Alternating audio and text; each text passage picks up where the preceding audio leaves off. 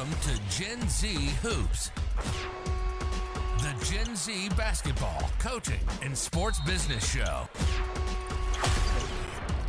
What's going on, guys? Welcome back to another episode of the Gen Z Hoops podcast. Today, I'm joined by the Sports Information Director at Rutgers University, Mr. Chris Corso. Mr. Corso, how you doing today, man? I'm doing great. Really appreciate you taking the time and having me on. Oh, thank you so much for giving this opportunity, man. So, I'd like to jump into our little conversation here. Can you talk a little bit about your connection to the game of basketball? Absolutely. I'm the sports information director here for Rutgers men's basketball. This is just wrapped up my fourth season with the team, so doing everything from PR to content creation to social media to public relations. The world of SID is what they call it in college basketball is just ever changing. So really, I've been involved in basketball since I was younger. Played in high school. Wish I could play further, and it's been awesome to have this as part of my career the past couple of years. Who was your favorite player or team growing up? Like, who was your inspiration? So I grew up a Knicks fan, and that was obviously hard during my time growing up in the 90s. So I saw one NBA Finals when I was super young, and then they stunk for a really long time. So my favorite player, I had to go outside the Knicks, was Tracy McGrady, and we actually had him at a Rutgers game this year, so that was really cool. Man, what was it, like 13 points in like a minute or something like that he hit on the Rockets? 13 and 13 seconds, and 13 seconds. Dang. I used to like go to every time he played the Knicks when he was on the Magic or the Rockets as a kid. I was young. My dad and my brother we'd go to the game. So I was that invested in him, and I would root for him just as hard as I rooted for the Knicks growing up. A lot of people like get it like a little twisted because like a lot of people think like Tracy McGrady nowadays wasn't like as good, but he used to give guys like his duels like Kobe and LeBron back in the day. He used to have some really good duels and like get wins over the guys like that as well. I'll go to bat that he is the best all around scorer that I've ever seen. In my time, scorer. He is the best pure three level scorer that I've ever seen. So that's how I like to call it. That's how I like to characterize him. So, what first got you into sports media and communications? Yeah, so I grew up in Long Island, New York, and right when I realized high school basketball was probably the end for me, I knew I wanted to do sports broadcasting, sports journalism. So I actually went to a sports casting camp at Hofstra University on Long Island, and from that moment forward, I applying to colleges. I knew it was sports journalism, and I found a great program at UMass Amherst up in Amherst, Massachusetts, and did a ton of internships in college in baseball, NHL. Not basketball yet, but I worked for the UMass Athletics doing covering the basketball team. They made the tournament as a six seed my junior year. Super into that team, and then I that's kind of where my love for basketball started, and went to work in the NFL for 7 years, and then now that led me to my job here doing college basketball, which is one of my first loves. So Well, that's insane. You're from Long Island. I'm from Queens. I live in Bayside, New York. Uh, that's awesome, man. I'm from Suffolk County, so a little yeah. out there, but my dad's from Brooklyn. Big Italian family from Brooklyn, New York. So My mom actually went to Hofstra University. I used to go to basketball camps there when I was little all the time, when like Joe Mahalik was the coach and all that stuff. I went to the Jay Wright basketball camp at Hofstra when Jay Wright, Oh, before wow. anyone knew who he was, was the coach at Hofstra. So the Wally Zerbiak camp too, Long Islander who's big time NBA player. So I basketball has been a big part of my life since I was a kid. Isn't he like the all-time leading scorer on Long Island or something like that? Wally Zerbiak? One of the best. We used to go to his camp every year out in Smithtown. The Long Islanders know, Yep. and he would shoot, in these shooting competitions, and he like literally wouldn't miss a three. And you'd be a kid and you'd get up there and try to shoot with Yeah. he'd have these competitions, and it was a really good experience growing up. I was good for a high school player, but not good enough to play past like Division 3. So that's when I decided that it was sports journalism for me. I can connect to you on that note. When I was at Hofstra camp, we had Allen Houston come as a speaker, and all of us kids like had a chance to go shoot against him. I remember, and yeah, we weren't like as strong to like shoot from the college line back then. So you should see him. He was like barely jumping, just like letting it fly. Like it was hitting bottom net every time. And yeah, we couldn't keep up with him. That's insane that you would shoot against Wally Zerbiak though. Yeah, those two are probably two of the best shooters in New York and that we could ever see. And they're both, I think they're both still involved with the Knicks, so it's pretty Right. cool. Yeah, Wally with the broadcast team on MSG on the MSG network, and then Allen Houston. Allen Houston does like player development, right? I think. I believe he's still in the front office over there, which is pretty cool. So you mentioned working your time in the NFL. So going more into depth, you work with the Minnesota Vikings. So how did this shape your approach to media and content creation even more? When I was graduating college in 2015, NFL, all the pro teams were really starting to develop their social media platforms. So it's pretty funny. In 2015, like most of these teams didn't even have a following on social media. So I guess timing was everything. And I applied to just about every single uh, digital or social NFL job that was out there. And at the time, it was a lot of the NFL teams were hiring. And I think I got interviews with about, 6 to 8 teams, and the best opportunity that wasn't an internship was with the Minnesota Vikings. And I flew out there, never been, I'm a New Yorker through and through, and went to school in Massachusetts, and never been to the Midwest. And I had one of my all-time mentors, Kevin Warren, who's now the team president at the Chicago Bears. He was the COO of the Vikings, and I sat down with him in my long interview process, and the fact that he took the time to sit down and interview me. I even almost missed my flight waiting to interview with him back home, and he like convinced me why it was such a great place at the time to come work. And that's when I talked to my dad on the phone. I'll never forget it, in the Minneapolis airport, and he said, you got to take that job, back in 2015, and that's kind of when it started. So yeah, being involved in digital and social with an NFL team, kind of from the birth of it, was a really cool experience. And website production and podcasts and interviews and stuff like that. It was, telling your own story. It was probably it was like going to grad school for me, after I graduated from UMass. So since we're on the topic of the NFL, what do you think about that Russell Wilson signing with the Giants? Hey, I remember Russell Wilson beat my Minnesota Vikings my first year on the job. I was running Vikings.com. I was helping out with the digital social media, and the Seattle Seahawks beat the Vikings. I think it was like 9-6 in the divisional round Wow. back in 2015. Blair Walsh missed a 27-yard field goal.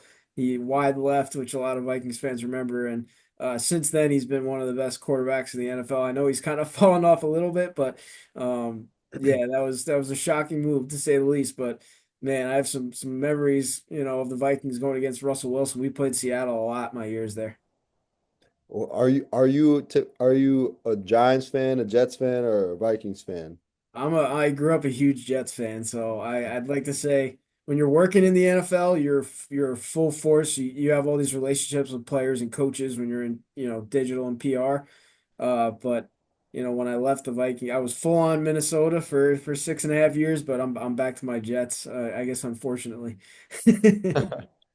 Oh man, if only the Aaron Rodgers era like worked out. You know what I mean?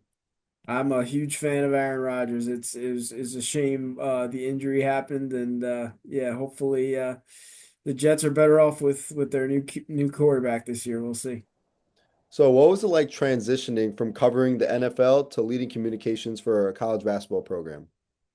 Honestly, it was such a great transition. I'm surprised when you look at all these people in communications for college sports, and there's really not as much crossover as you would imagine from pros to college. And for me, it was like it helped me because coming out of college, working with for the Vikings, being around players like Teddy Bridgewater and Adrian Peterson, and it takes some time to be able to, get the confidence to go up to them and talk to them about, can you do this, can you do that, or whatever. I was a nobody, and I still am a nobody, but I was really just fresh out of college. So that was a great experience, just being around the players, seeing them as people, helping to, just do anything possible. I did everything from the player bios on the website to the transactions to keeping everything up to date. I was just thrown into it. And then coming, doing 6 years, 7 years of that, I had built just building blocks of doing more and more to radio producing, helping produce TV shows, doing a weekly show with Kirk Cousins out there. So I really built like a lot of just built more equity in what I was able to do out there. So when the time came to interview with Rutgers, I just had those experiences and everything from website management to social media management to PR to media training to all these experiences that I had at the pro level. It's a lot easier to do it with student athletes, and honestly, it's a lot more fulfilling for me working with student athletes than it was working with NFL players. But now these guys are becoming pros at the college level, so it honestly was really good. It was a great transition for me.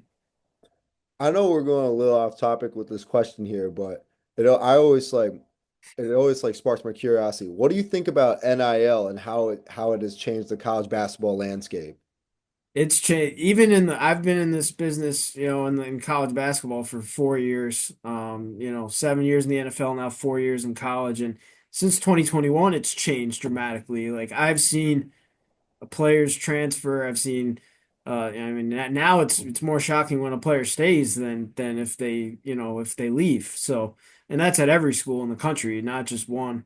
So it's totally changed the way that the game it goes. I saw a graphic, the Sweet 16 teams. I think every starting lineup, has guys from all different schools.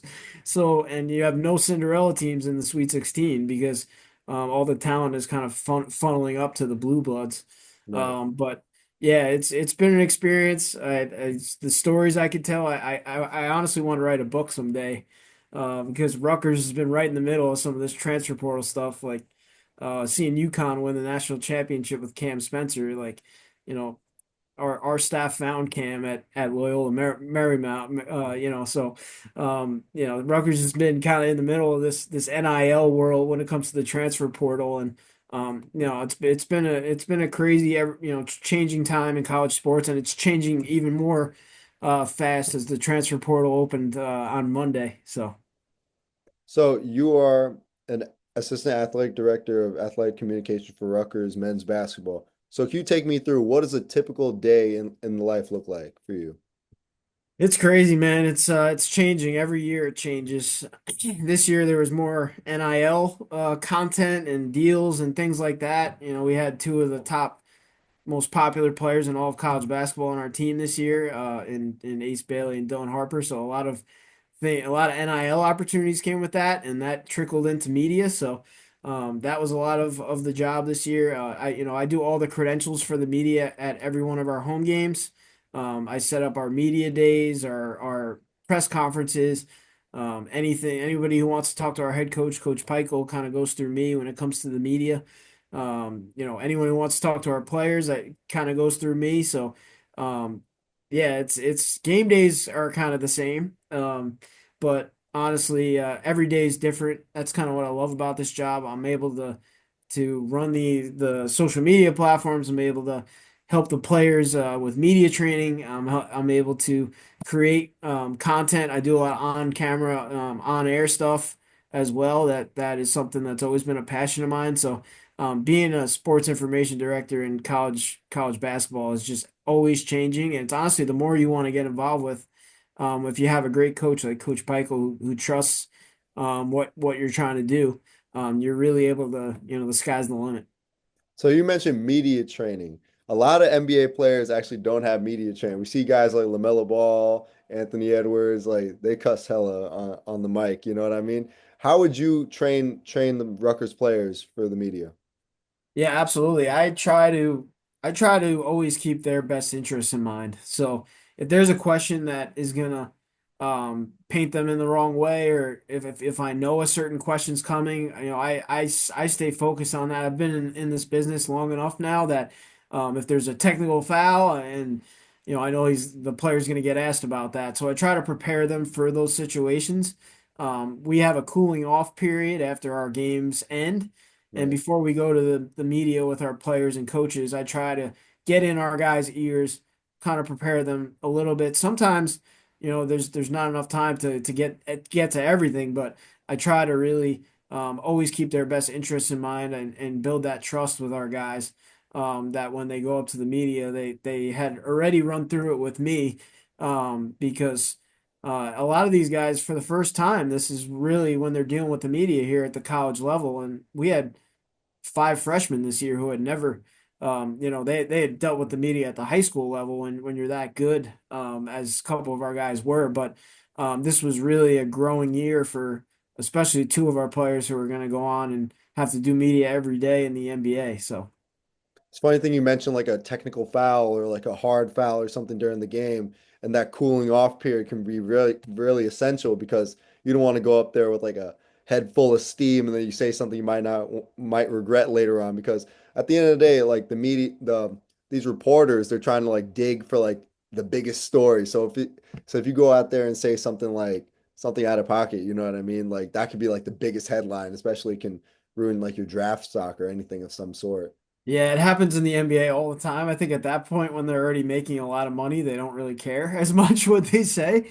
But like I said before, like doing it with some, being around and seeing, some people like mentors and stuff do it at the NFL level, and then, honestly, really just developing relationships. I've had some of the best relationships with some of our players here at Rutgers over the years, and we've had some media experts, and Ron Harper Jr.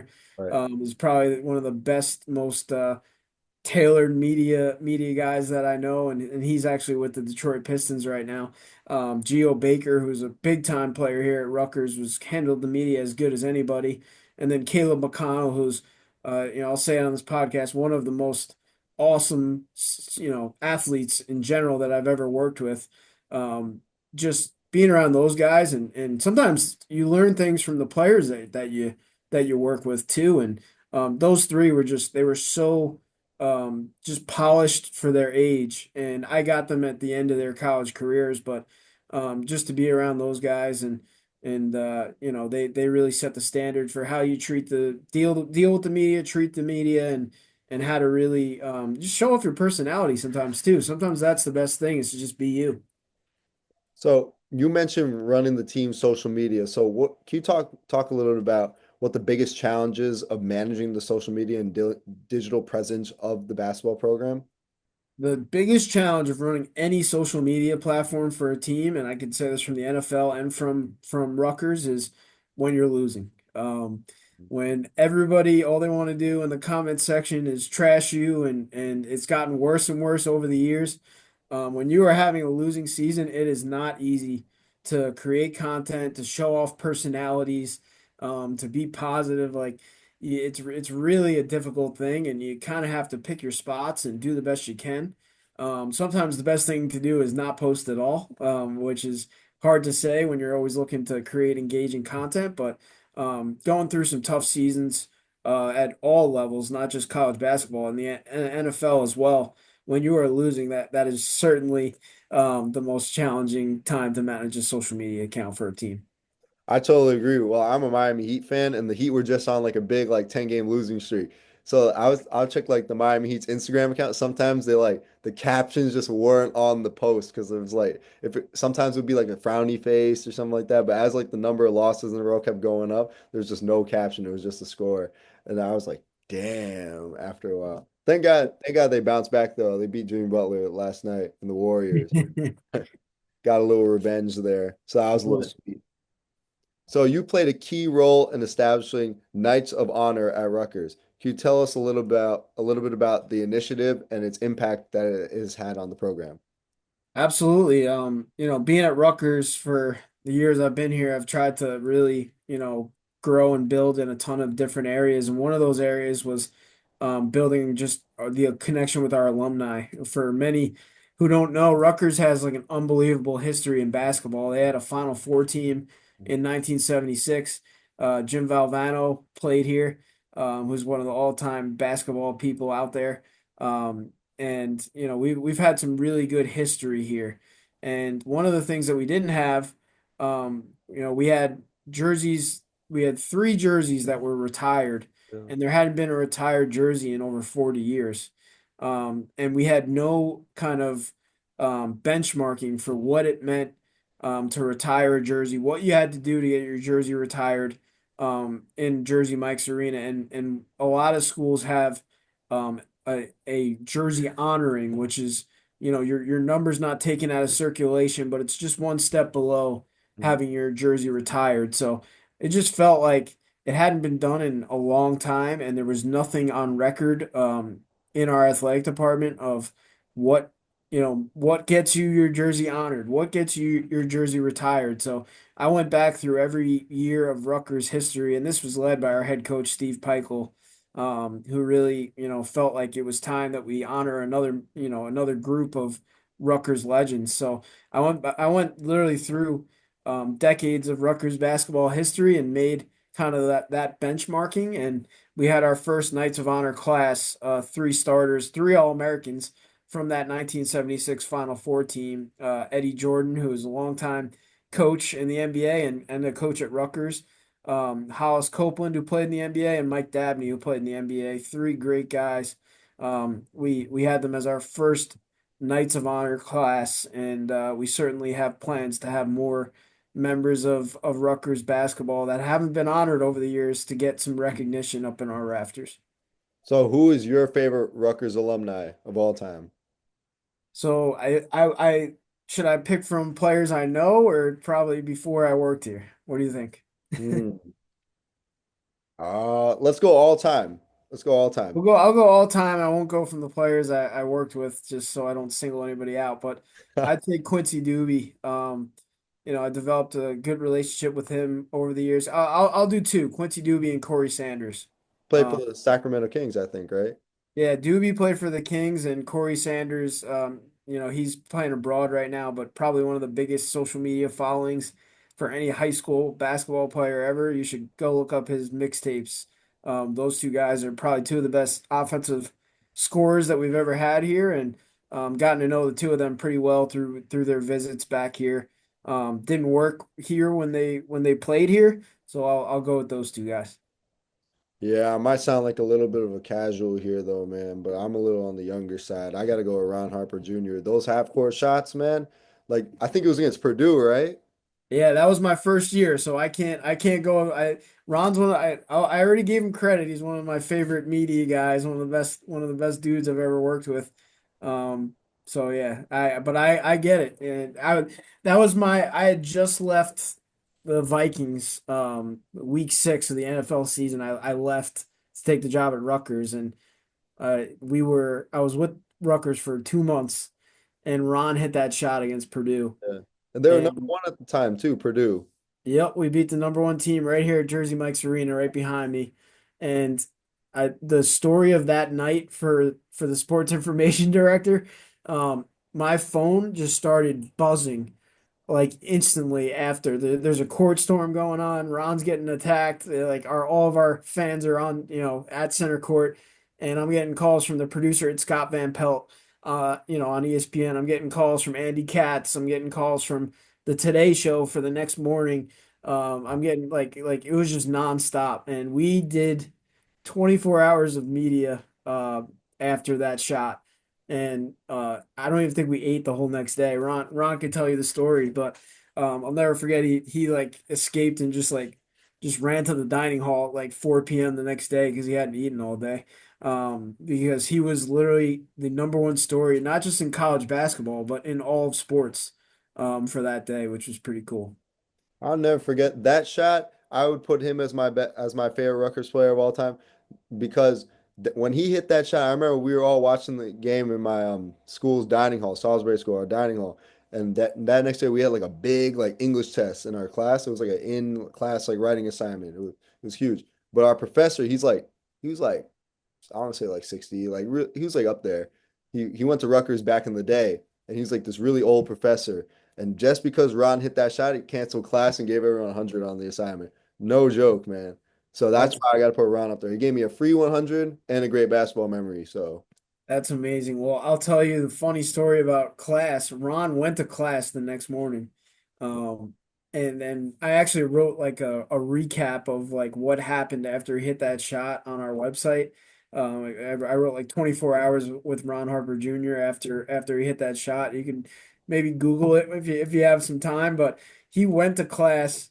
They actually all laughed at him that he was in his sports journalism class or one of his classes, and that's just the kind of kid that he was, that he still is. I mean, he is one of the most awesome guys off the court. On the court, he was one of the best players offensively that we've ever had at Rutgers, and he's just such a good dude. I still still very very in touch with Ron. We actually when we played at Michigan this year, he's with the Detroit Pistons G League team. He came and watched us play, and I was able to catch up with him, and it was really cool. So shout out to Ron Harper Jr. One of the gave me one of the best experiences of my career. That's for sure.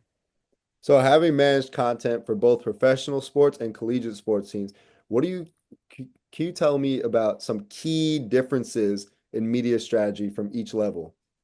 Yeah, it's kind of getting to be, like I said before, like with these guys becoming pros in the college level, like they're making real money now. So, I guess the biggest difference is there's really like NIL opportunities now in college sports. So some of these media companies are actually paying to create content with our student athletes, and some people frown at that with journalism and things along those lines, but the opportunities for our guys NIL wise are just like incredible, and it's just such a fast changing world that I really never dealt with in the NFL. Everything's a business in the NFL. Everything that you do is to make money in the NFL. So media, everything. But now that players can get paid in college sports, like we had two guys who were making more money NIL because of their name, image, and likeness than anybody in the country. And that's just based on their play on the court, their personalities, everything like that. Some of the deals that they were given were incredible. So yeah, that's really changed the game, and it's continuing to change college sports. As we know, media in sports as well is evolving over time, like each year coming, because more viewers are locking into the sport as well. So if you can create a new type of like media project or show for Rutgers basketball, what would it be? So I've done a lot of player driven content. That's like my favorite content. We had a player who was a transfer. His name was Ralph Agee. And that season, 2021-22, when we made our magical run to the NCAA tournament, I created a show with him where in the locker room after wins, I'd hand him a mic, I'd run through a couple questions, and I'd say, go interview the guys. And it was just a good way for me to be able to use a player to tell their own story, Right. show off their personalities. Ron Harper Jr. was one of the stars of that show, and it kind of became like a cult following for students on campus and everybody, to be honest, who was a fan of Rutgers basketball. So it brought out the personalities of some of our older players, and he was just such a good personality. He didn't play as much as he wanted to, but it kept him so engaged in the team, and he became one of the best personalities. So, some of those things just happen naturally, and you can't force it. But I really wanted to create like we've done a player podcast that we did this year, but I just want to keep creating content where the players kind of show off their personalities on their own, and yeah, player driven content has always been a big passion of mine. I totally love that idea as well because it's way more engaging for the fans because those guys are out there showcasing their talents on the floor. So like a little kid or something might be like, "Oh man, I'm a fan of Ace Bailey. Like, what's Ace Bailey like as a person?" Look him up on YouTube and see him like interviewing his teammates. I love that idea, 100%. Yeah, I wanted to do it this year, but we didn't perform the way that we wanted to, and then we went through some injuries and things like that. So we were able to do some fun content with these guys. With Ace and Dylan, we did some incredible stuff from magazine covers to I could go down the list. They were just everybody wanted to talk to the two of them. So managing that with their teams and yeah, it was certainly a rewarding experience. So you worked across, as I stated before, multiple levels of sports media, the NFL, the NCAA, and digital broadcasting. If you look 10 years down the line, what's next for you in your career? That's a question that when people ask it to me, it's like I try to I try to have a direct goal, but honestly, my career has just been trying to do as much as I can at every position I've been in. So, I've always wanted to do the on camera and the sports broadcasting. So I want to continue to pursue that.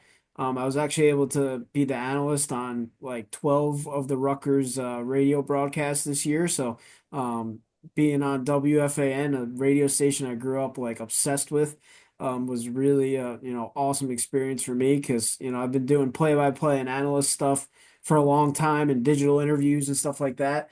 I also got a chance to do the emceeing in our arena, so like interviewing the guys after the wins, knowing these guys and bringing out their personalities to our fans, live. So I really want to continue to if I could take that to a whole new level, that would be awesome. But I'm not ruling out trying to go the athletic administration route and really being like maybe an athletic director someday or something like that. Because I think when you work in communications, you're able to see everything from the inside out. And I really think that, if you're, on that level, you can be an athletic director someday. So I could go kind of a couple different ways, but right now I'm just trying to support my wife and my baby daughter. That's what I'm trying to make more money for them. So my last and final question, what advice do you have for students or young professionals that are basically looking to break into this industry? Number one advice is doing something like you're doing right now. Doing this interview just with somebody who's in the field and connecting with them. Now I'm gonna, if you ever need anything, I'm gonna give you advice and if you ever want to reach out, I'll always help you out. But I would say go out there, get experience. That's number one. That's what I did the day I arrived to UMass Amherst. In sports journalism school. I went out and I did things. I joined the student newspaper, covered the UMass baseball team. That led to the UMass basketball team. Then I was doing the student TV station, covering the UMass basketball team. And then that led to my first internship with the New York Mets one summer. And then that led to the next internship. And, just going out there and doing things. Don't sit in the classroom and wait for your grade. That's not how sports media works. You got to go out there and get the experiences. Still do well in class, but the grades in sports media don't mean I hate to say it, but they don't mean anything. You have to go out. You said it. I'm gonna Let's say go. I'm gonna say you have to go out and my professors at UMass wouldn't love that, but you have to go out and they would agree with the fact that you have to go out and get experience no matter what. That's number one. So if you're just sitting in the classroom, you're not gonna get that hands-on experience of what an open locker room is like after a tough loss, or getting reps on camera when you haven't done it before. Like you can't just study that in the classroom. You have to go do it. So, yeah, I would certainly say start with an internship, start with student media, and use it as building blocks to continue to move your career forward. I'm still trying to move my career forward at this point, and it's not easy because everybody wants these jobs. So, and don't get discouraged. That's my number two thing. When you're applying to jobs, I had two interns in here today. I have a huge passion for teaching students and helping them with their resumes and applying for jobs and stuff like that because I had people who did it for me when I was a student. So what I tell them is don't get discouraged because I've had 1,000 no's for one yes from the COO from the Minnesota Vikings. So that one yes turned into my career. So I would say don't get discouraged, keep applying, and keep going out there and getting experience. Well, Mr. Corso, thank you so much for coming on the show today and giving me this opportunity, man. I really appreciate it. Absolutely, Ashton. Stay in touch, and however I can help you, you let me know. Thanks for listening to Gen Z Hoops. Make sure to follow, like, and subscribe on Instagram, LinkedIn, and all major social media platforms at Gen Z Hoops. You can tune in and subscribe on Apple Podcasts, Spotify, YouTube, and every other podcast platform on the planet. Get ready for the next episode.